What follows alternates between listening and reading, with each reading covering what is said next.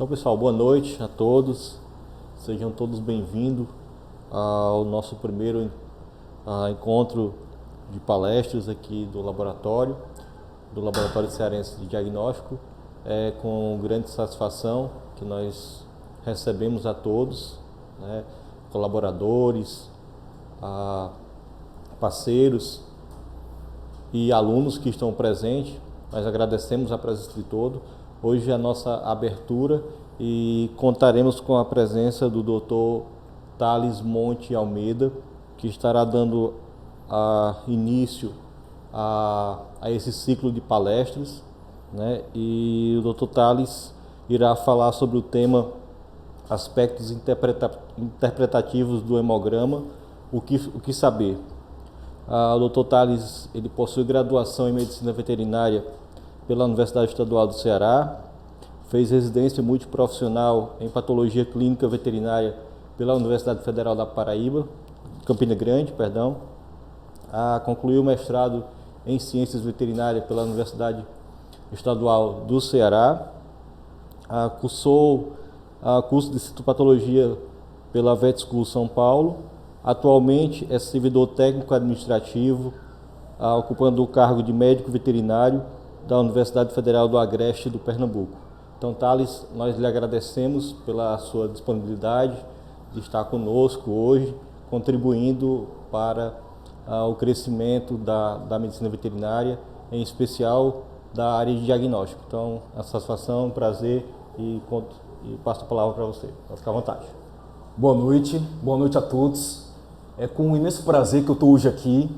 Agradeço bastante ao Dr. Robério pelo convite, pela apresentação. Agradeço também ao Dr. Miguel pelos contatos e a toda a equipe que está aqui dando esse suporte e ao Laboratório Cearense de Diagnósticos. Então, uma satisfação imensa. É sempre muito bom estar aqui em Fortaleza e estar contribuindo um pouco com a área da medicina diagnóstica e da patologia clínica veterinária. Pessoal, hoje então, como o Dr. Robério mencionou, nós vamos falar um pouquinho sobre aspectos interpretativos do hemograma, o que saber. Vamos fazer uma apresentação como se fosse um bate-papo mesmo, né? Algo bem tranquilo. Então vai ser mais uma espécie de conversa mesmo. Para a gente se orientar, eu fiz aqui um pequeno roteiro de abordagem, que é o seguinte. Inicialmente, teremos aqui a introdução, né, e a pré-análise. Depois, falarei um pouco sobre as vantagens e limitações do exame de hemograma. A estrutura básica de um hemograma, composta pelo eritrograma, leucograma e plaquetograma. Eritrograma, falarei sobre valores e termos técnicos, aspectos morfológicos eritrocitários, anemias e eritrocitoses. Leucograma, valores e termos técnicos também. Falaremos um pouquinho sobre a leucometria diferencial e aspectos morfológicos.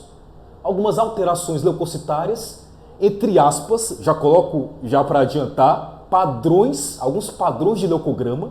A gente tem que tomar um pouco de cuidado com essa palavra padrões. A gente vai ver isso mais tarde. E finalizaremos aí com o plaquetograma, valores e termos técnicos, alterações morfológicas, trombocitopenias e trombocitoses, tá bom? E se a gente não estiver muito cansado, no final eu apresento um caso clínico que envolve o que a gente conversou hoje. Pessoal, é um assunto muito denso, muito amplo, então nós nos concentraremos aqui em aspectos, tá bom? Aspectos interpretativos, para essa apresentação também não ficar muito cansativa. Tudo bem? Vamos lá então, vamos dar início. Pessoal, o sangue é um tecido como qualquer outro, é o tecido sanguíneo. Esse é um tecido o quê? Fluido, líquido, tudo bem? E nós sabemos que esse tecido sanguíneo, ele possui duas partes. Uma parte celular, constituída por hemácias, leucócitos e plaquetas. Lembro de antemão que plaquetas não são células, são fragmentos citoplasmáticos do megacariócito, que é uma célula que está presente lá na medula óssea, tudo bem? Mas aí vamos chamar esse conteúdo aí de hemácias, leucócitos e plaquetas de parte celular. E uma parte líquida, que é o plasma. O plasma é a parte líquida do sangue. O plasma, mais de 90% dele, 92%, 93% aproximadamente, é constituído por água. E o restante por sólidos orgânicos e inorgânicos diluídos. Proteínas, catabólitos, metabólitos, bilirrubinas, hormônios, analitos diversos como eletrólitos, minerais, enfim. E aí, não dá para a gente falar de sangue sem falar de medula óssea, né? A medula óssea é o principal órgão hematopoético, desde ali da metade ao terço final da gestação e permanecendo durante toda a vida adulta do animal. A medula óssea que tem essa função primordial de hematopoiese, ou seja, produção das células sanguíneas. E a gente pode dividir didaticamente, né, a medula óssea em duas. A medula óssea amarela, que é uma medula óssea gordurosa, constituída por adipócitos, tecido estromal de sustentação, e a medula óssea vermelha, que é a medula óssea hematopoeticamente ativa, aquela que representa o parênquima medular. São duas medulas interrelacionadas, isso é um fato. Por exemplo, já se sabe hoje que a medula óssea amarela produz fatores de crescimento que influenciam diretamente a medula óssea vermelha, mas didaticamente a gente pode trabalhar com essa divisão. Tudo bem? Dando continuidade. Eu sempre gosto de mostrar essa imagem, que é uma imagem de hematopoiese, tá bom? A gente tem aqui, de maneira simplificada, na linha de baixo, as células que nós encontramos na circulação periférica, hemácias, plaquetas, monócitos, os 3 granulócitos, neutrófilos, eosinófilos e basófilos, e os linfócitos. Pessoal, essas células e as plaquetas são formadas por meio de um processo de diferenciação e maturação de precursores que estão na medula óssea. Todos eles se originam de uma célula-tronco ou uma stem-cell pluripotente, que por meio de mitoses irá originar em um dado momento uma stem-cell mieloide e uma stem-cell linfóide. Da stem-cell mieloide, nós teremos um processo de diferenciação e amadurecimento, gerando hemácia, plaquetas, monócitos e os 3 granulócitos. Então, são de origem mieloide. E a stem-cell linfóide gerará os precursores, prolinfócitos e os linfócitos.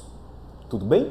Então, de uma maneira bem básica aqui, bem simplificada, só para a gente ter uma ideia dessa hematopoiese. Aqui existem vários conceitos, né, fisiológicos que a gente poderia empregar, mas como o nosso foco hoje não é medula óssea e sim circulação periférica, o sangue, no momento essa informação basta para a gente, tudo bem?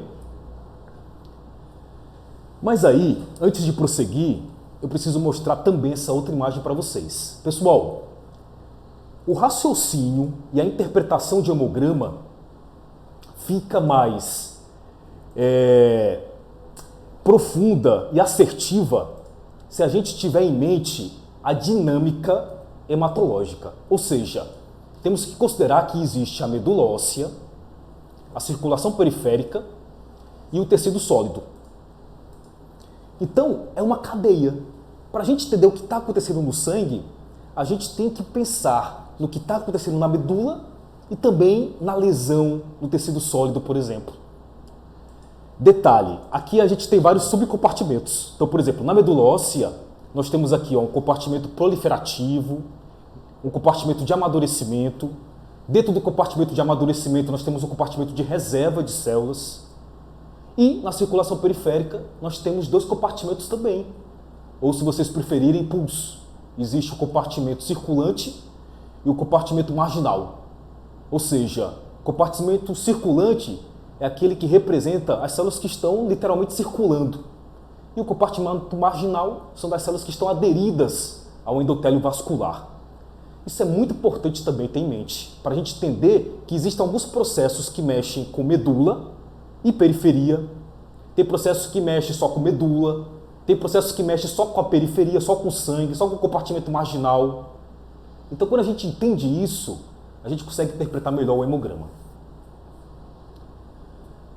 Bom, outro ponto fundamental, e aqui é um ponto que eu quero também destacar muito na apresentação de hoje, são aspectos pré-analíticos. Eu acho muito importante E eu já adianto, pessoal, que a maioria dos ditos erros de exames, 70%, 80% ou até mais, provém dessa fase, da pré-análise. A pré-análise é tudo aquilo que envolve colheita da amostra biológica, no nosso caso, sangue, armazenamento e transporte. Então, atentar sempre para essa fase. Eu vou discorrer aqui alguns aspectos básicos, não vou aprofundar tanto, mas só para a gente ter uma ideia. Um deles é o fato de que a gente precisa conhecer qual o sítio de colheita adequado ali para a gente obter a amostra sanguínea. Aqui eu ilustrei uma foto de um canino, mas a gente pode utilizar isso também para outras espécies mamíferos domésticos, né? Então, nós temos sítios de colheita como as veias jugulares, a veia cefálica, a safena lateral, a veia femoral, né, na parte interna da coxa. São alguns sítios que nós podemos obter amostra de sangue. Pessoal, qual o melhor sítio? Isso vai depender do porte do animal, do score do animal, da raça, do material que eu tenho à minha disposição. É um sistema vácuo, é um sistema com agulha e seringa, do tubo que eu tenho à minha disposição. É um microtubo, é um tubo de 2 ml, é um tubo de 4 ml. Tudo bem? Isso é variável. Da idade também, da própria, digamos, né, entre aspas, da personalidade, né, do nosso paciente. Isso aqui existe uma amplitude bem maior se a gente for, pessoal, para pets não convencionais, né? Por exemplo, coelhos, a gente pode ter as veias auriculares como sítio de colheita. Se for para répteis, por exemplo, veia caudal, no caso ventral e iguanas, aqui é um mundo à parte. Mas é só para a gente citar alguns sítios de colheita mais utilizados aqui na nossa rotina de cães, gatos, equinos, bovinos, tá bom? Pessoal, e não esquecer um detalhe importantíssimo. Para fazer um hemograma, a gente precisa de anticoagulante. Para mamífero doméstico, esse anticoagulante de escolha é o ácido etileno diamino tetracético, o famoso EDTA. Ele é um quelante de cálcio, tudo bem? Ele sequestra o cálcio. Pessoal, universalmente, o EDTA é conhecido por ter os tubos comerciais, né? Vem com essa tampa roxa ou lavanda ou lilás.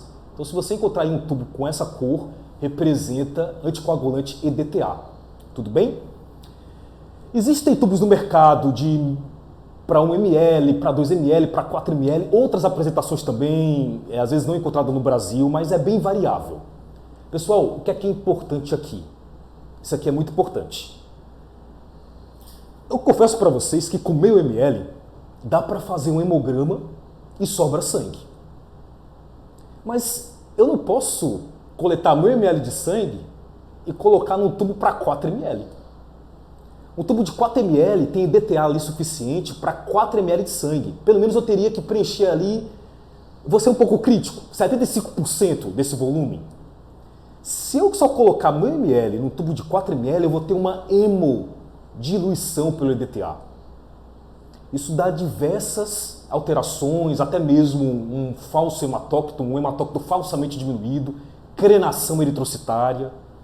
Então, isso influencia diretamente na nossa interpretação. Então, é sempre importante averiguar isso, a proporção de sangue que eu vou coletar para o EDTA que eu tenho. Por exemplo, se eu tiver um EDTA comercial de 15 gramas por decilitro, a proporção é de meio ml de sangue para cada 5 microlitros de EDTA. E aí eu respeito essa proporção.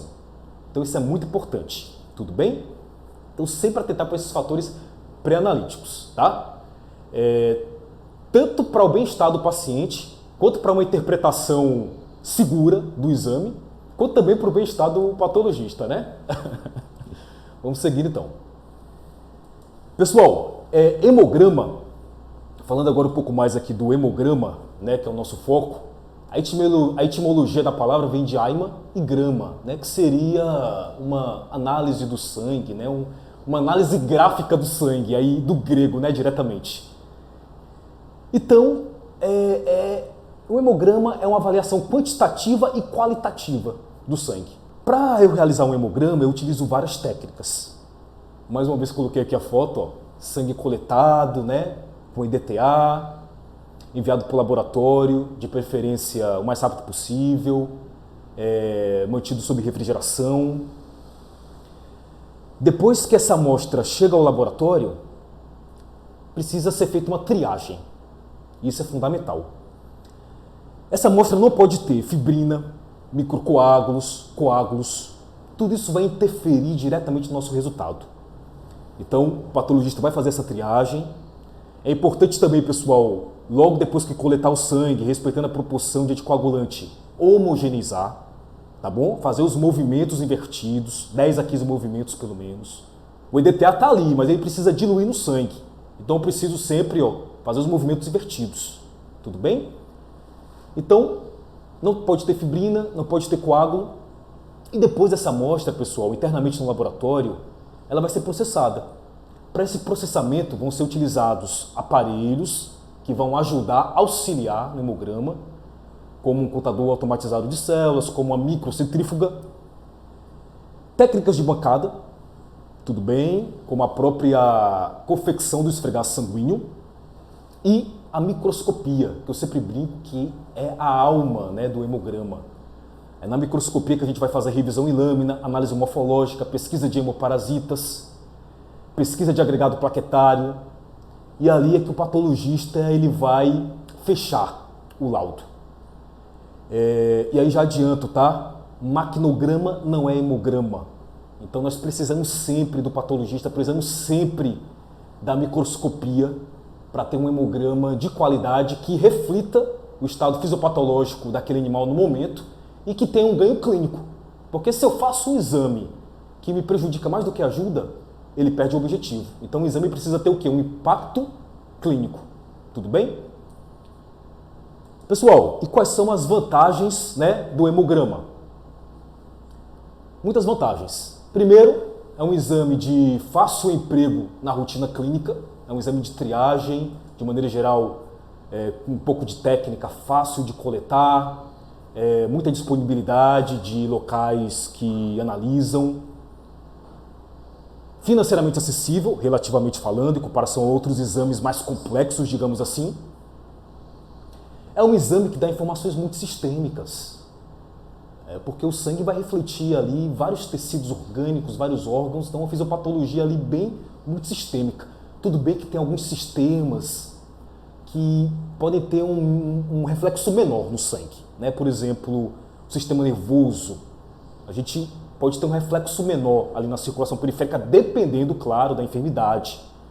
Mas, por exemplo, para avaliação de sistema hemolinfopoético, sistema renal, hepático, gastroentérico, tudo o sangue pode nos dar muitas informações. Então, um detalhe aqui também muito importante, pessoal, que é o seguinte: hemogramas de rotina, eles podem servir como meios para detectar um estado patológico, clinicamente não exposto. Então a gente pode trabalhar com precocidade também. Eu vou até contar um caso aqui da residência. Eu me lembro de uma cadelinha lá na residência que nós fizemos um exame de triagem nela. E no hemograma, na hematoscopia, né, na análise do esfregaço, foi visto inclusões de lentes. Eu vou falar sobre isso mais tarde, mas inclusões de lentes são resquícios da replicação do vírus da cinomose canina. Pessoal, esse animal não tinha clínica nenhuma e geralmente essas inclusões aparecem ali na fase mais virêmica, inicial da infecção. Às vezes o animal nem tem clínica. Eu sei que foi entrado já com suporte vitamínico, já foi feito ali um tratamento de suporte inicial, mesmo sem clínica, o animal não desenvolveu clínica. E isso foi um ganho assim excepcional, né, que o hemograma trouxe para esse paciente. Porque detectou o quê? Um estado de muita precocidade, numa doença que é bem complicada, principalmente quando chega à fase neurológica. O hemograma, na maioria das vezes, ele não vai te dar um diagnóstico conclusivo, tá? Eu já vou falar isso nas limitações. É muito raro isso acontecer, mas ele pode eliminar possíveis causas. Ele pode ajudar ali no raciocínio, eliminando diagnósticos diferenciais ou ajudando, junto com a clínica e outros exames, a eliminar. Então isso é muito importante. E claro, pessoal, exames seriados são sempre uma ótima pedida, tá bom? Ajudam muito na terapêutica e em aspectos prognósticos.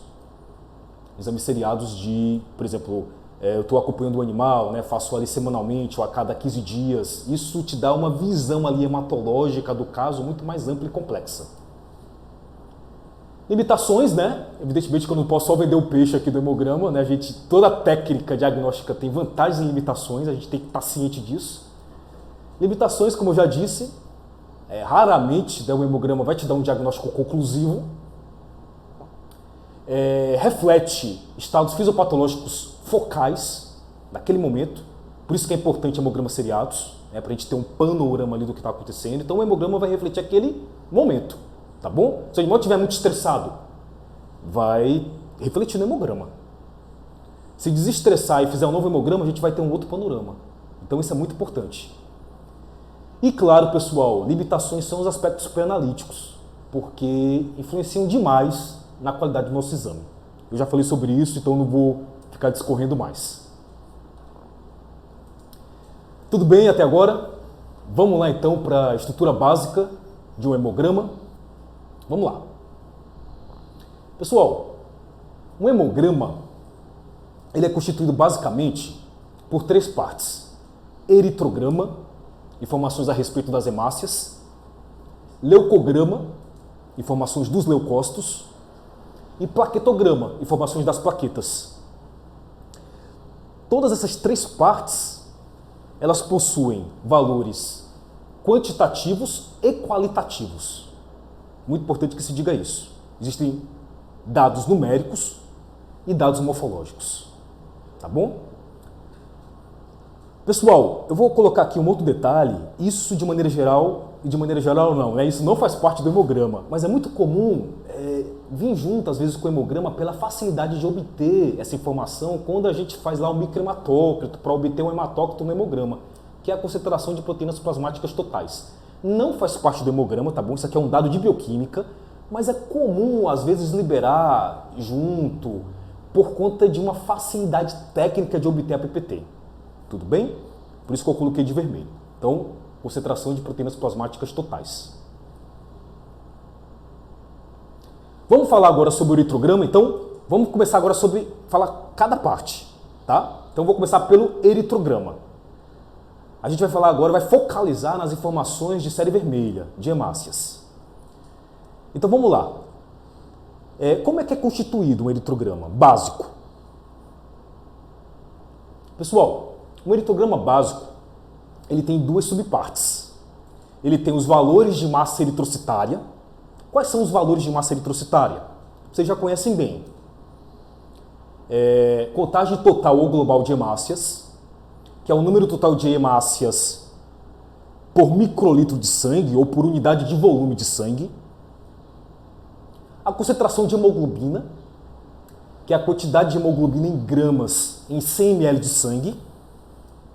E o volume globular ou hematócrito, mais conhecido como VG ou HT, que é a quantidade de hemácias presente no volume sanguíneo em percentual. Tudo bem? São esses os conceitos e são esses os 3 valores de massa eritrocitária. São valores que dizem a mesma coisa, tá bom? Entretanto, eu já vou dar aqui uma dica importante. Pessoal, na medicina humana, inclusive, o valor aí de massa eritrocitária que mais pode ser utilizado para tirar algumas dúvidas quando a gente tiver um pouco de variação entre esses 3 parâmetros é a concentração de hemoglobina, porque ela que reflete a função eritrocitária. Então, a concentração de hemoglobina é o valor que você deve olhar se ficar muito na dúvida, se tiver ali uma contagem um pouco alta, um volume globular, um intervalo, e você ficar na dúvida ali entre esses valores. Evidentemente que a gente vai analisar em conjunto, mas a concentração de hemoglobina tira a nossa dúvida muitas vezes, tá bom? Porque reflete essa fisiologia. Apesar de que na rotina a gente está muito acostumado com o hematócrito, né? Ou o VG. A outra subparte do eritrograma são os índices hematimétricos. Pessoal, aí existem vários, tá bom? Eu vou enumerar aqui os que são mais comuns. O primeiro é o volume corpuscular ou globular médio, o VCM ou VGM. O que é o VCM? É o tamanho médio das hemácias. Olha a palavra, médio. É o tamanho médio. Quando eu digo ali que o VCM é de 68 femtolitros ou micrômetros cúbicos, eu quero dizer que o tamanho médio daquelas hemácias ali, a média de tamanho das hemácias é de 68. Eu não estou falando individualmente de cada célula, tudo bem? O VCM ele pode ser obtido por um cálculo matemático. Aqui o cálculo, hematócrito sobre hemácias vezes 10. Tudo bem? Outro índice hematimétrico, que é obrigatório ter no hemograma. Concentração de hemoglobina corpuscular ou globular média, o CHCM ou CHGM. O próprio nome já é autoexplicativo, mas é a coloração média das hemácias, já que a hemoglobina é que dá cor à célula. Tudo bem? Pode ser obtido por um cálculo matemático.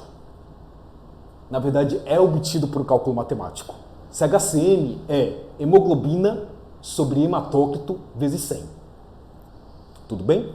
Pessoal, VCM e CHCM, todo hemograma deve ter. Eu vou dar aqui mais dois índices que pode ter, pode não ter, isso é variável. Tudo bem? O terceiro, hemoglobina corpuscular ou globular média, o HCM ou HGM, que tem uma informação interpretativa similar ao CHCM. Só que o cálculo matemático considera no denominador não mais o hematócrito, como no CHCM, e sim a concentração de hemácias. Então o HCM é hemoglobina sobre hemácias vezes 10. Tem a mesma informação, mas de modo geral o HCM varia bem menos do que o CHCM. Então a gente utiliza mais o CHCM para determinar alterações e classificar morfologicamente as anemias. Já vou falar sobre isso.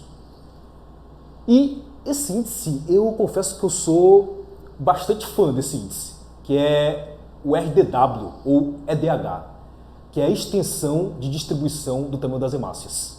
Pessoal, se o VCM é o tamanho médio, o RDH, o RDW, desculpa, é toda a extensão ali de variação do tamanho das hemácias. Se ficou difícil de entender, gravem uma coisa. O RDW, ele indica anisocitose. É um grau de anisocitose, reflete anisocitose. Então, assim, quanto maior for o RDW, maior é a extensão de distribuição do tamanho das hemácias e maior a anisocitose. O que é a anisocitose? É a diferença de tamanho entre as células. Tudo bem? Então, eu acho que a gente vai aplicar isso aqui no caso clínico. Talvez fique mais fácil de vocês entenderem para quem não entendeu muito bem ainda, tá bom? E no final também, pessoal, eu vou deixar aqui os meus contatos, quem quiser tirar alguma dúvida, tá bom? Fiquem à vontade, tá bom? Pessoal, vamos seguir então. É a partir então do VCM que a gente tem algumas interpretações, como normocitose, microcitose e macrocitose. Olha que legal aí. Isso aqui eu já uso para classificar morfologicamente as anemias. É o VCM que dá isso. Se eu tiver um VCM dentro do intervalo de referência, a gente tem uma normocitose. Abaixo, microcitose. Acima, macrocitose. Tamanho médio dentro do intervalo, tamanho médio diminuído, tamanho médio aumentado. Isso é importantíssimo para a gente estudar as anemias. Como as anemias, na maioria esmagadora das vezes, são processos secundários, a gente precisa tentar agregar o máximo de informação possível para ver o que está por trás da anemia. E esse tipo de classificação ajuda nesse raciocínio. E o CHCM, como eu disse, reflete para a gente as seguintes interpretações. Normocromia, coloração média das hemácias dentro do intervalo. Hipocromia, coloração média abaixo do intervalo. E hipercromia. Pessoal, hipercromia eu coloquei em vermelho. Por quê? Na prática, não tem hipercromia verdadeira, no sentido da hemácia acumular mais hemoglobina. Mas eu posso ter uma hipercromia por um excesso de hemoglobina no plasma, por uma hemólise in vitro ou uma hemólise in vivo, numa hemólise intravascular, né, num processo, por exemplo, de anemia hemolítica imunomediada, com hemólise intravascular acentuado. Então isso pode causar um aumento do CHCM, gerando a hipercromia. Mas é uma hipercromia que não é verdadeira, no sentido de ser por uma maior quantidade de hemoglobina dentro da célula. Pessoal, vamos agora para as alterações morfológicas, tudo bem? Vamos falar um pouquinho sobre algumas, porque aqui daria só uma palestra também, porque tem tanta alteração morfológica de hemácia. Então eu focalizei algumas aqui que a gente mais pode encontrar na rotina. Vamos lá então? Olha, a primeira delas antes disso, né? Antes disso a gente tem que falar que a morfologia ela vai variar aí em relação ao tamanho, né? Então eu posso ter alterações morfológicas de tamanho, posso ter alterações morfológicas de cor, a gente já falou sobre isso, né? Macrocitose, microcitose, tamanho, cor. Eu tenho aí o que? A hipocromia, a normocromia e o foco agora é alterações de forma, né? Que é a poiquilocitose. O que são poiquilócitos? São hemácias com formas alteradas, que perderam aquela forma típica de disco bicôncavo que a hemácia tem. Poiquilócitos é um termo genérico, por si só não diz nada, né? Porque eu preciso saber que forma é essa, porque é a partir daí que eu vou ver o que está por trás disso. E aí a gente vai ver aqui os principais poiquilócitos de maneira geral, tá bom? Eu não vou dizer os principais, mas alguns que a gente mais encontra na rotina, porque aqui realmente, como eu disse anteriormente, né, a tabela é grande. É muita forma diferente, muita forma alterada que a gente pode encontrar. Pessoal, então vamos lá, olha essa imagem aí, né? Então a primeira observação aqui que eu queria mostrar para vocês são os policromatófilos, tá bom? Policromatófilos são essas hemácias, tá bom? Maiores, mais azulofílicas, azuladas, arroxeadas, tá certo? E elas são reticulócitos, tá bom? Elas são reticulócitos corados aí no panótico rápido, no Wright, no Giemsa, em corantes não vitais. Todo policromatófilo é um reticulócito. Para quem não pegou aí o que é reticulócito, é o estágio imediatamente anterior ao da hemácia madura. Tá bom? Eu vou mostrar daqui a pouco uma figurinha. Então tem um reticulócito e aí logo depois tem a hemácia madura. Então assim, todo policromatófilo é um reticulócito. Mas nem todo reticulócito é um policromatófilo. Porque tem reticulócito que não aparece como policromatófilo. Tudo bem? Mas o que é que a gente precisa saber agora no momento? Policromatófilos são reticulócitos em corantes não vitais. Para eu chamar de reticulócito, eu preciso corar com novo azul de metileno, azul crescil brilhante, tá bom? Aí sim eu vou ter ali a demonstração ali dos retículos, né, daqueles restos de RNA ribossômico mitocondrial, e aí vou ter a determinação de reticulócito. Mas essa cor azulada do policromatófilo é justamente por conta desses resquícios de núcleo de RNA que ainda persistem no estágio imediatamente anterior ao da hemácia madura. Pessoal, onde é que eu vejo assim uma grande quantidade de policromatófilos? É um forte indício de anemia regenerativa, tá bom? É um forte indício de anemia regenerativa. Indício. Para confirmar, eu preciso contar reticulócito. Vou falar sobre isso daqui a pouco. Mas a gente vai ver aí geralmente em casos hemolíticos ou hemorrágicos.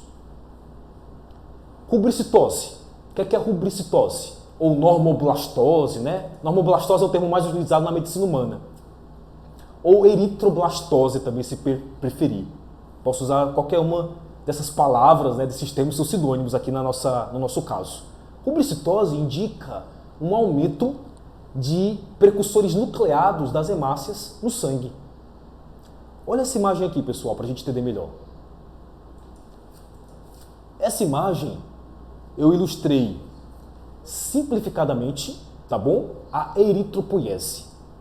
Então eu tenho aqui desde o primeiro precursor reconhecível na medula, que é o rubriblasto, que prolifera e amadurece em prorrubristo, que prolifera e amadurece em rubristo basofílico.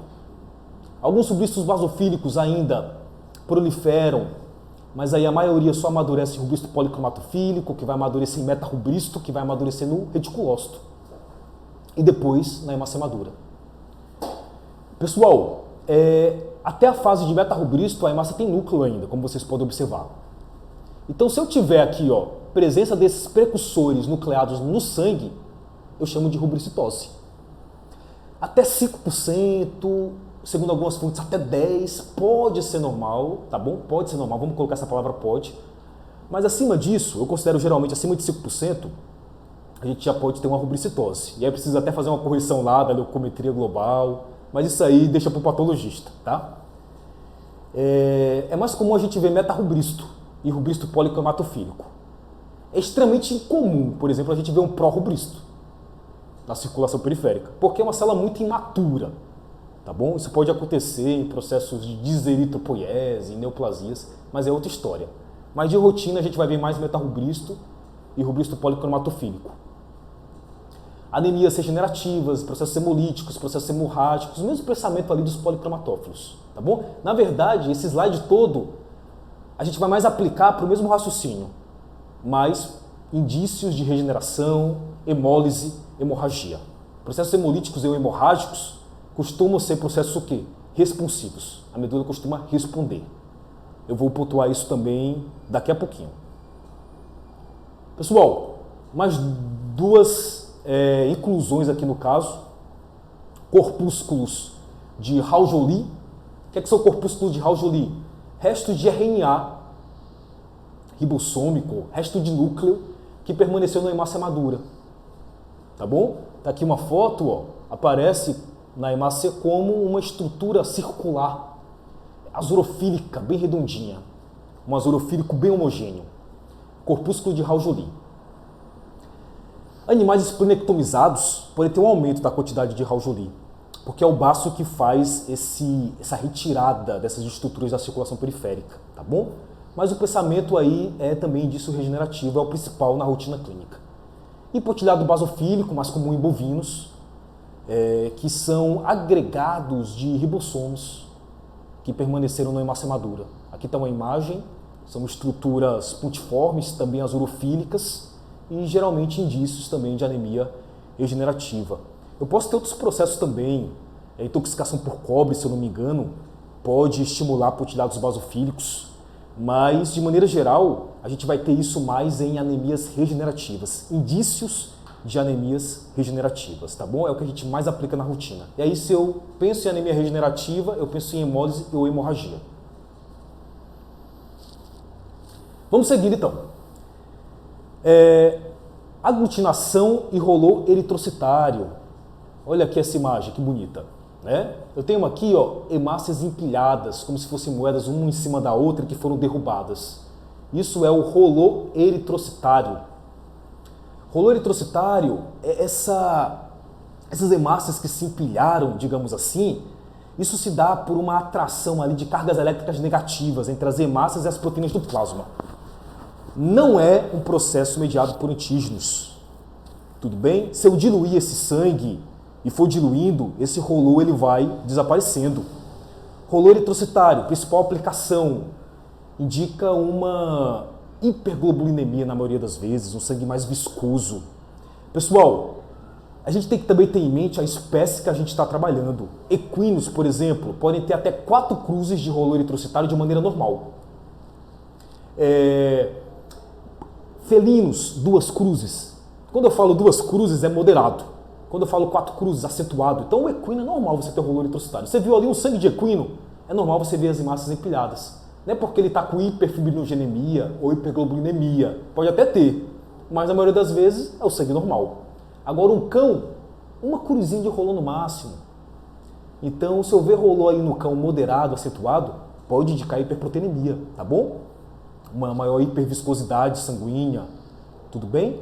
Ou então uma maior hemoconcentração até mesmo, mas mais ligado mesmo à hiperglobulinemia, hiperfibrinogenemia, hiperproteinemia traduzindo, né? E a aglutinação eritrocitária, aqui eu tenho uma imagem, ó, aqui já é uma conformação de cachos, tá bom? Uma agregação em cachos, um aglomerado em cachos, aqui existe antígeno. Então eu posso diluir esse sangue que eu não separo, tá bom? Aglutinação eritrocitária, sangues incompatíveis, anemia hemolítica imunomediada, né? Tudo isso aí são causas de aglutinação eritrocitária, podem estar relacionadas à aglutinação eritrocitária. Vamos seguir então? Mais outra alteração. Olha essa célula aqui, pessoal. A hemácia perdeu totalmente aqui o padrão discosto Aqui eu tenho uma alteração possivelmente de lipídios de membrana e a hemácia assumiu aqui várias espículas, né, romboides, às vezes mais finas, irregularmente distribuídas. Isso aqui a gente chama de acantócitos, tá bom? Acantócitos é uma alteração que pode estar presente em diversas patologias, entre elas hemangiosarcoma, ocasionalmente distúrbios esplênicos, hepáticos e renais. Os livros citam muito que alguns hemangiosarcomas podem gerar acantócitos por uma patogenia não muito bem esclarecida ainda, mas possivelmente aí por alteração de lipídios de membrana. Tudo bem? Essas alterações, vez por outra, pessoal, também podem ser vistos em processos hemolíticos. Mas hemolíticos eu vou mostrar adiante. Esquistócito, queratócito, eu costumo ver mais. A gente vai falar sobre eles daqui a pouquinho. Mas vamos seguindo. O próximo já é o queratócito, inclusive, né? O queratócito é a hemácia em capacete, tá bom? Olha aqui um queratócito bem típico, né? Então eu tenho aqui essas estruturas que formaram, né? Se eu inverter aqui, eu tenho um capacete realmente, né? Então afilaram aqui, formaram esse halo aqui claro, né? No caso aqui não dá para ver direito, mas não tem continuidade não, tá bom? Aqui é descontínuo. Então foi um afilamento aí que teve mesmo na membrana, né? E formou essa conformação. Podem ser chamados também de ceratócitos, tá? Queratócitos ou ceratócitos. Traumas intravasculares, anemia hemolítica, como eu disse, deficiência de ferro, hepatopatias em felinos, síndromes mielodisplásicas, né? Que são ali processos proliferativos e processos displásicos com origem em medula óssea, que podem funcionar como um estágio pré-leucêmico. Aqui é uma outra história, né? Também dá muita abordagem para a gente fazer, mas são alguns exemplos aí de processos que podem gerar queratócitos.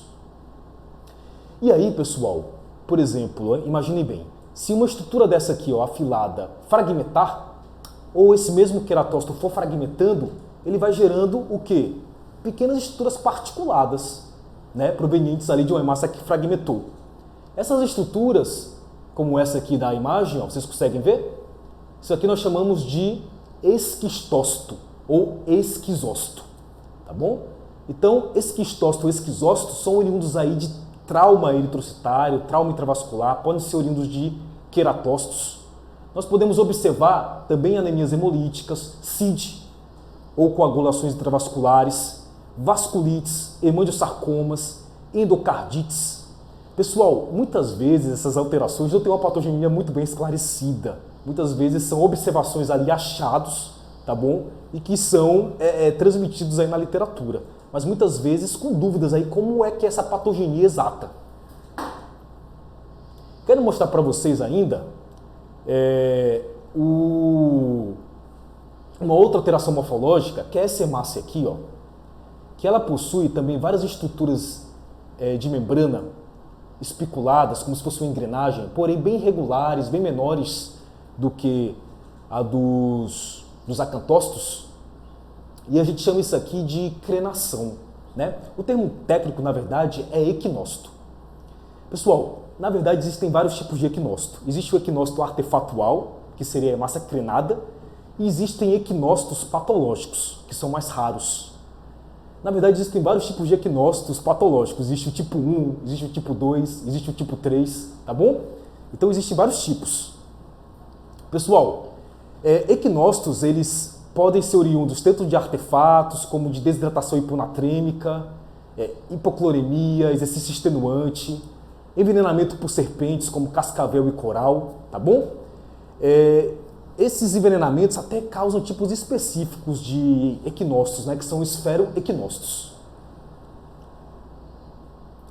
Pessoal, podemos ter ainda excentrócitos, oriundos de processos oxidativos, corpúsculos de raiz, também oriundos de processos oxidativos nas hemácias, né? Por exemplo, cebola, alho, bordo vermelho em equinos, fenotiazinas em equinos, Podemos ter também acetaminofeno, né, o paracetamol em caninos, em felinos. Então tudo isso pode causar esse processo oxidativo e originar metemoglobinemia. E os esferócitos, que são típicos aí da anemia hemolítica, né, imunomediada, mais encontrados, mais caracterizados em caninos, né? Os esferócitos, eles têm uma perda aí, da membrana por conta da deposição de complexos antígeno-anticorpos. O volume é o mesmo, só que ele perdeu aquela forma de descosto e ficou uma forma arredondada por perda de membrana. E claro, pessoal, na hematoscopia nós podemos ter aí, no caso, pesquisa de hemoparasitas, né? Podemos encontrar babésia, podemos encontrar micoplasma. Micoplasma aqui está bem difícil de ver, né? Estruturas putiformes aqui, as urofílicas, né, na membrana celular, aqui no caso em felinos, né? Podemos ter dirofilária, entre muitos outros, anaplasma marginal, anaplasma centralis, Stalk zoom, teiléria. Então, a hematoscopia aí no eritrograma pode nos dar várias informações de parasitas que podem ser encontrados e observados. Pessoal, eu gostaria agora de falar um pouquinho para vocês sobre a anemia, tá bom? Vamos lá. Pessoal, o que é a anemia? A anemia é a diminuição da massa eritrocitária, ou seja, diminuição na concentração de hemácias, de hemoglobina e ou do hematócrito.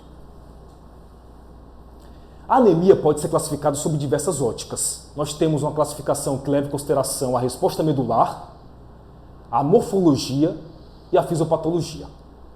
Vamos ilustrar rapidamente essas classificações? A primeira, anemia classificada sob a ótica da resposta medular. Ela pode ser regenerativa ou regenerativa. A regenerativa é aquela responsiva, é aquela que vai estar associada à reticulocitose. E a regenerativa é aquela que não vai ter reticulocitose ou um grau muito discreto de reticulose na corrente, que não vai ser suficiente para dar reticulocitose.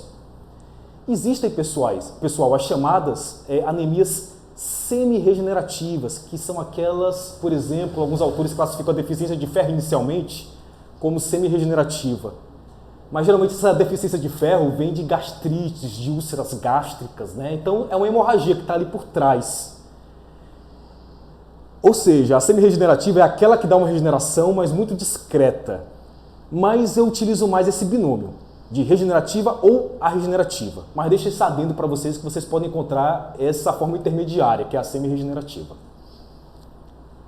Tá bom? Então aqui eu ilustro mais uma vez, ó, a eritropoiese e a reticulocitose, aqui ó, o estágio imediatamente anterior à hemácia madura, que vai indicar a regeneração, tá bom? Então, pessoal, é a partir da contagem de reticulócitos que nós vamos classificar se a anemia é regenerativa ou a regenerativa. Vamos seguir então. Pessoal, quais são as grandes causas de regeneração? Hemólise e ou hemorragia. Hemólise. Existem vários tipos de hemólise, e aqui eu já estou trabalhando com a fisiopatologia.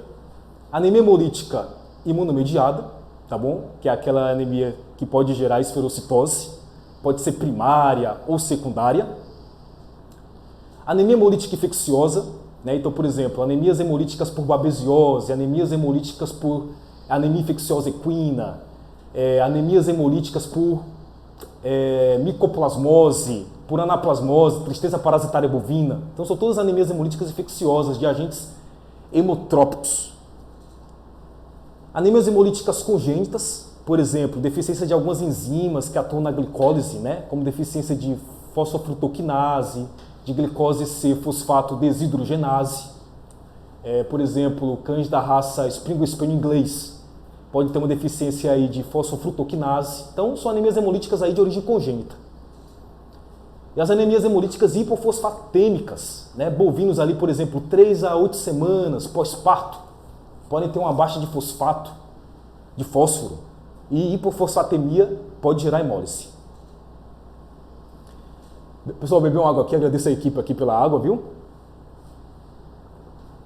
É muita informação, é muita coisa, e a garganta vai secando um pouco. Mas vamos lá, vamos dar continuidade. Pessoal, hemorragia. Vamos lá. A hemorragia é o outro grupo, né, de patologias que podem causar hemólise. Hemorragia. Vasos sanguíneos lesados, tá bom?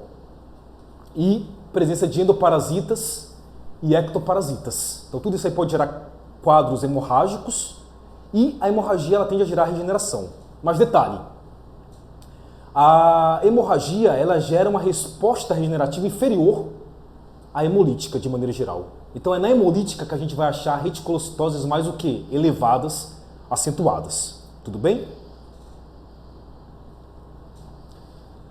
O outro grupo de anemias são o quê? As arregenerativas. As arregenerativas são as não responsivas. As anemias arregenerativas, elas podem estar associadas a doenças inflamatórias crônicas, citocinas, interleucinas, tudo isso causa o quê, pessoal? Inibição da eritropoiese. Então, inibindo a eritropoiese, eu não vou ter produção de hemácias e eu vou ter o quê? Uma arregeneração, uma anemia arregenerativa. Processos de hipoplasia ou aplasia de medula óssea, tá bom? Nesse caso aí, são processos de diminuição do compartimento proliferativo de células na medula óssea. Insuficiência renal crônica, né? Porque a gente sabe que a eritropoetina é produzida pelas células intersticiais renais, então se eu tenho um processo de IRC, eu posso ter um comprometimento, né? Se afetar essas células, eu posso ter um comprometimento na produção de eritropoetina, e aí eu não vou ter essa ação da eritropoetina sobre a medula óssea, né? E geração de eritropoiese. Anemias nutricionais, né? Para formar hemácia e hemoglobina eu preciso de ferro, eu preciso de vitamina B12, cobalamina, folato.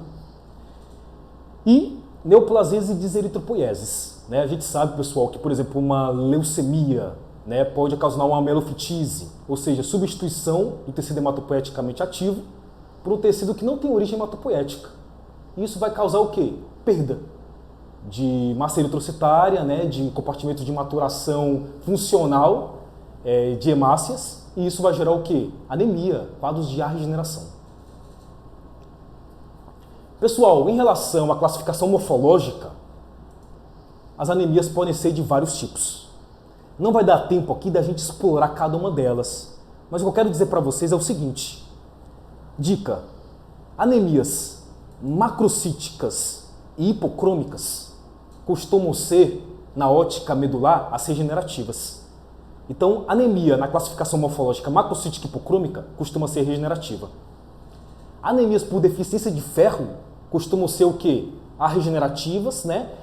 Inicialmente semi-regenerativa por conta da hemorragia, mas depois arregenerativa. E aqui na classificação morfológica costuma ser o quê? Microcítica hipocrômica. Aqui embaixo. E anemias inflamatórias, anemias por endocrinopatias, costumam, né, hipoadrenocorticismo, hipotireoidismo, costumam ser o quê? Normocíticas normocrômicas. Tá bom? Então, são essas as dicas que eu queria dar. Pessoal, e rapidamente aqui falando sobre a eritrocitose, tá? Pessoal, eritrocitose é o aumento da massa eritrocitária. É o contrário da anemia. A gente usa o termo na prática de polistemia. Esse termo, até por consagração de uso, acaba sendo sinônimo, mas polistemia seria o aumento de tudo, né? Das três séries, hemácia, leucócito e plaqueta. Só para hemácia seria mais eritrocitose, mas por consagração aí do uso a gente usa polistemia, muitas vezes como sinônimo. Eritrocitose, pessoal, pode ser relativa ou transitória e absoluta. Relativa e transitória é quando não há maior produção de hemácias. As hemácias ali aumentaram porque o plasma foi perdido. No caso da relativa, uma desidratação. Ou transitória, uma contração esplênica, né? Um equino ali que teve uma hipercortisolemia ou um aumento de adrenalina e isso deu uma contração esplênica. Então isso é transitório, tá bom? E a absoluta, que existe a maior produção aí das hemácias. A absoluta ela pode ser primária, ligada a processo neoplásico, e ela pode ser secundária, apropriada e inapropriada. Pessoal, a apropriada é quando eu preciso realmente do aumento de hemácia, em caso de hipoxemia. E a inapropriada é quando eu não preciso do aumento de hemácia, mas existe. Como, por exemplo, um cisto renal, né, que está estimulando ali as células intersticiais a produzir eritropoetina. Ou até mesmo, pessoal, num neoplasias extra-renais, como carcinomas hepatocelulares, que podem produzir eritropoetina. Eu não preciso de eritropoetina, mas está produzindo eritropoetina, e isso age na medula, aumentando a eritropoese, produzindo mais células vermelhas. Pessoal, eu falei aqui com a equipe, nós estamos aqui com o tempo já finalizando, temos 2 minutinhos, 1 minutinho, né, por conta da live, que tem esse tempo. Então, eu vou fazer o seguinte, eu vou encerrar a nossa abordagem por aqui, até essa parte de pré-análise e de eritrograma, e eu vou depois conversar com o Dr. Robério para a gente fazer uma segunda parte. E aí na segunda parte, também para não ficar muito cansativo, eu termino com leucograma, plaquetograma e o caso clínico. Pode ser assim, né? Porque aí a gente fica menos cansativo e depois termina a segunda parte. E tem um tempo também, né, da live para a gente não exceder, né? Senão o YouTube derruba a gente, né? Se eu não me engano, né? Tudo bem, pessoal? Então hoje a gente vai ficar com essa parte inicial. Agradeço, pessoal, mais uma vez aqui a equipe, a Dr. Robério, a Dr. Miguel e também, pessoal, ao Laboratório Cearense de Diagnósticos. Para a segunda parte, nas redes sociais, no Instagram, depois a gente faz a divulgação. Isso. Tá bom? Dr. Robério, muito obrigado e muito obrigado a todos que ficaram até agora. A gente é que agradece, Thales, a sua excelente apresentação. Trouxe informações de muita relevância, né, para o entendimento do hemograma, né, dos seus aspectos formais, né, e da sua interpretação. Então, pessoal, quem tiver alguma dúvida sobre os aspectos que foram abordados na palestra do Dr. Thales, podem ficar à vontade para se manifestar no chat, que a gente tem 5 minutos para fazer essas perguntas. Então, peço que sejam breves pela questão do nosso tempo.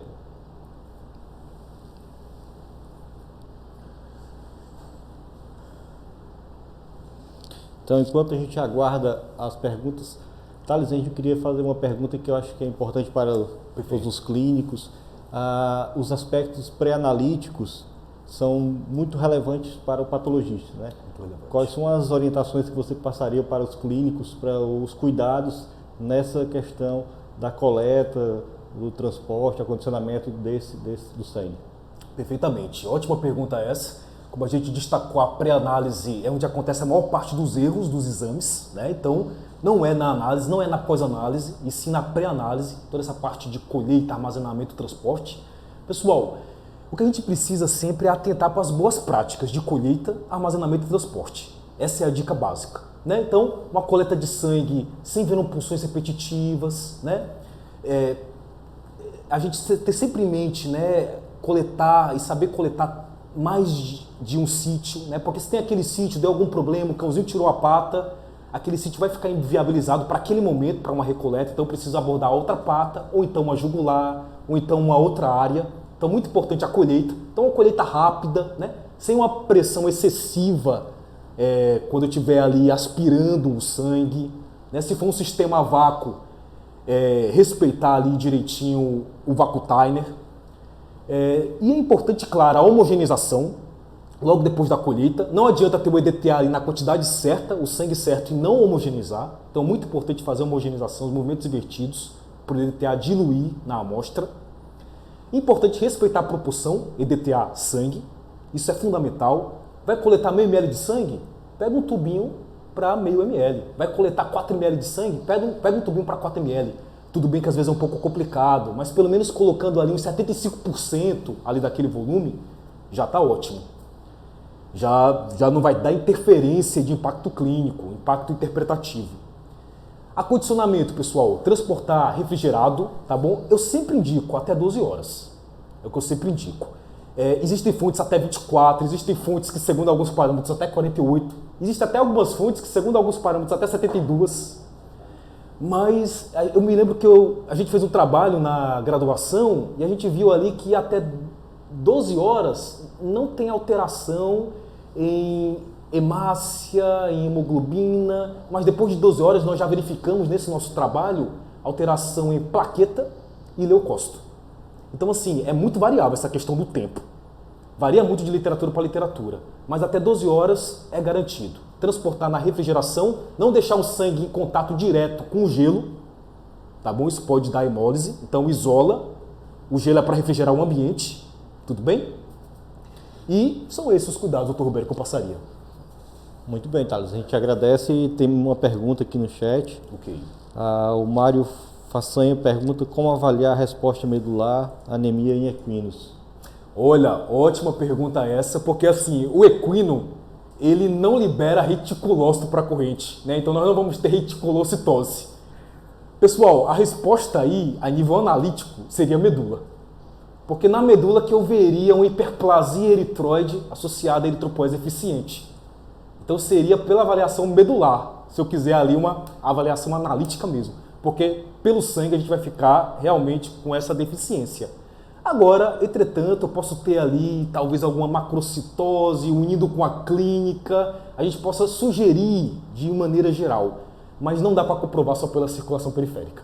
É uma característica muito boa pergunta, que é uma característica do equino isso aí. Ele não libera reticulócito para a corrente. Bem lembrado. Então, excelente. Acho que não temos mais dúvidas.